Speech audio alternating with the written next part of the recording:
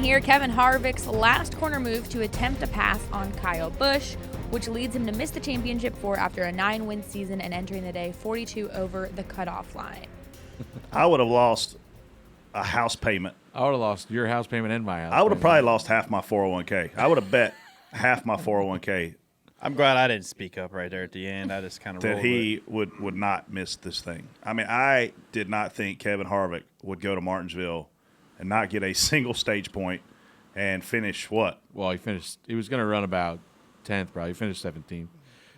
Wherever that bonehead move was. Crazy, man. Like I just didn't see it coming. I didn't see the move that they cut the tire or whatever. I don't know what happened. I didn't see how he cut his tire. I just saw the last contact with Kansas. Oh yeah. Oh, so you want to talk about the end? But as far as the move at the end, just trying to get in. I mean, I don't know why this has happened before. I was going to say, shouldn't be a surprise. I know. I mean, it's happened before. I mean, Trevor Bing, we could probably have him on here, and he could probably tell you. I was spotting for him that day. Yeah. Here he comes. What happened? What happened was Kevin. So He was blown up, and he was running. He was right in front of us, and we had a green. It was a green-white checker. So we went green. I told Trevor, I said, this 4 is desperate. Just be heads up. So we go green. We go around them, and they all wreck in the first turn. Kevin doesn't do nothing. He goes from wherever he was running mid-pack to last. And when they got to last, they realized, oh, we're out by 2 points. So now reset the field.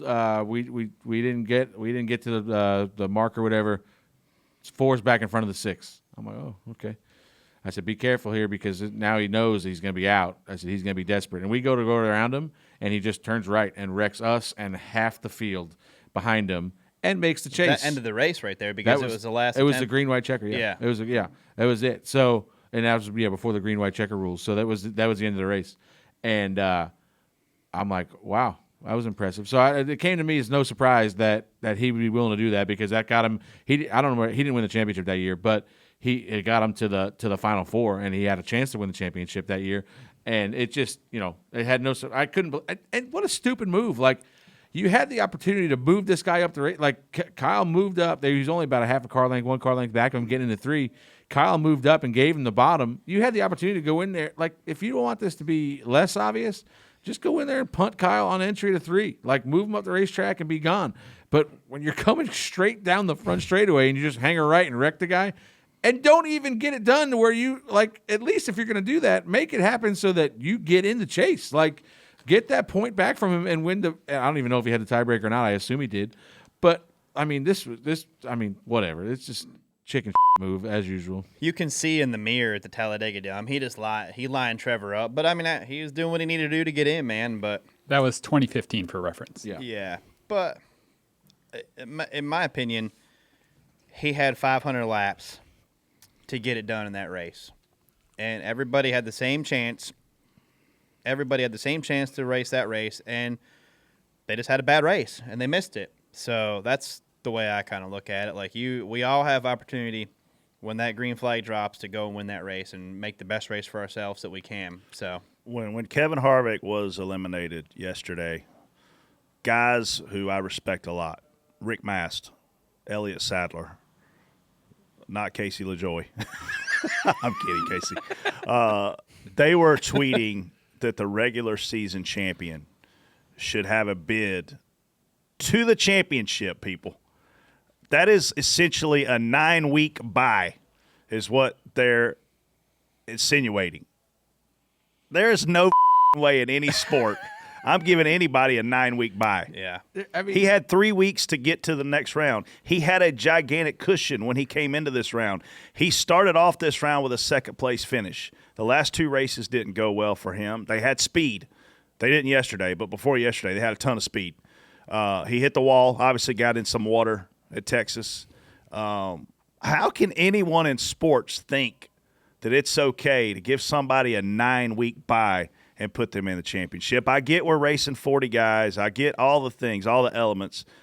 But he already had a huge advantage that I didn't agree with, as did Denny Hamlin, as did other guys. Yeah. I'm not a fan of this gigantic cushion that we give these guys. I'm all about a first-round bye. You give them 3 weeks off. Okay, 3 weeks. Boom, you're in round 2. Congratulations. But the 4 team they're deadly. They're crazy fast. They got 9 freaking wins. Yeah. And Rodney's a badass. Kevin's a badass. Tim Feeder was a badass. They're all badasses. But I'm not talking about Kevin Harvick specifically. I'm talking about we can't give the freaking regular season champ a bye all the way to the championship race. I thought Dylan Welsh tweeted last night. He had the best analogy. We'd be celebrating this in most sports if the 16 seed goes out there and beats the 1 seed in the NCAA tournament in the first round. That's celebrated. Like, I mean, that's essentially what happened. This Kevin Harvick gave himself a big enough cushion to where he should have had a bye into the finals. Like, what was it, 40-something points? 60-something, I thought. So, I know. 42 going into Sunday. Yeah. So, I mean, 40-something going into Sunday. He had a 60-something start to the 3 rounds, and they just didn't perform. Obviously, unfortunately for him, he was the first one through the mist there at Texas and hit the fence. Kansas, how big is Kansas? He was by far the fastest car at Kansas, and not being able to get around Joey, that package there, is obviously huge now. And then yesterday they just weren't very good. You can't. We have a 3. No matter what you do all year, it boils down to these 3 races. Kansas couldn't get around Joey. Texas, you finished 16th, 1 stage point, I think. Yesterday, 17th, no stage points, no speed. Listen, if you can't perform when it counts, you don't deserve to be there. I'm sorry. This was a Game 7 moment. That's what Brian France wanted when he created this format. And this was a Game 7 moment. And now we got another Game 7 moment coming next week. And I think knowing Rodney, they'll be the first ones to tell you that they didn't get the job done. I mean, obviously they want to be there, but they expect more of themselves than going out there yesterday. And forget the cut tire. They weren't good. They weren't good all day, no matter where they were. I mean, they probably were a 17th place. They run a little better at the end before he wrecked there, but they were not in no contention whatsoever yesterday. Every point counts, man.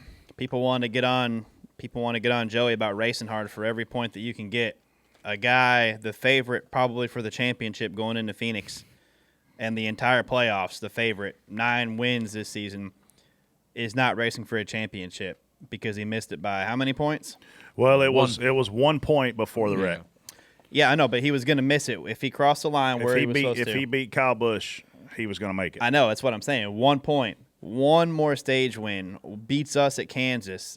He's in. He's raced for a championship and probably going to be the favorite. Hands down. He's still the favorite. He's not even in the championship. He's the favorite to win the race. This is why, and I say it every single time, Joey's a hard racer at times, but you have to race for every single point that you can get because Kevin Harvick is going to miss running for a championship here and possibly a second championship. Did you like that video? Do you want more videos? Well, listen closely. Go support our sponsor, OfferPad.com, and submit your home today and receive an offer within 24 hours.